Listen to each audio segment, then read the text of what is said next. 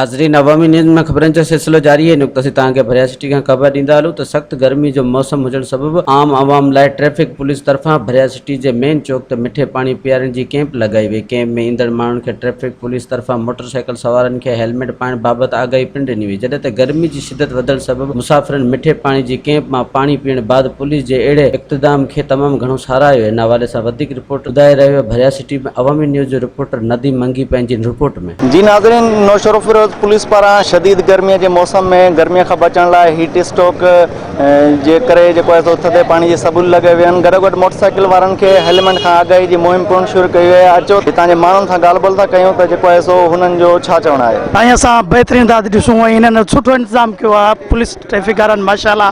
ऐं आवाम जी फैसिलिटीअ लाइ जेको बैनर वग़ैरह आया हुआ आहिनि हेलमेट लाइ पंहिंजो तहफ़ुज़ बयानु कयो वियो आहे। ठीकु आहे, इहो असांजो फ़ाइदो आहे, आवाम जो फ़ाइदो आहे।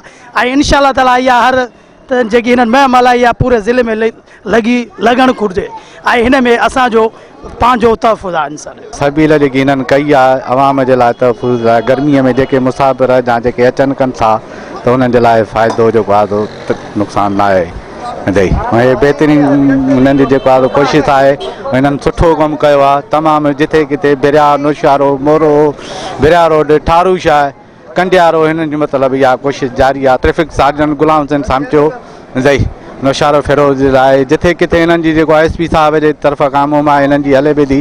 सुठो कमु कयो आहे बाबा, जेको हे कमु कयो इलाही सुठो कयो। हेलमेट लाज़मी आहे मोटरसाइकिल जे लाइ ते तमामु सुठो कमु कयो आहे। महिरबानी आहे हिननि जी ॿारनि जी जेको करणु आहे मीडिया वारा सभ जी महिरबानी।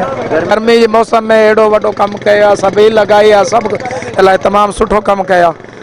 भाईजान ये जगह असांजी मुहिम हले थी पई जनाब एसएसपी साहब नौशरो फिरोज जे तरफ़ां हेलमेट के बारे में जो असां हर माण्हू खे ॿुधायूं था आगाह था कयूं त हेलमेट पायो जैमें इंसान जी केतिरा ई माण्हुनि जा ॾिसो था जानी नुक़सान था थियनि उन जे बारे में आहे। हेलमेट मां ॾिसो न पाण ॾिसो था केतिरा ई माण्हू एक्सीडेंट थियनि था, को किरे थो, दिमाग़ जो धक लॻनि था, केतिरियूं ई जानियूं ज़ाया थियनि थियूं।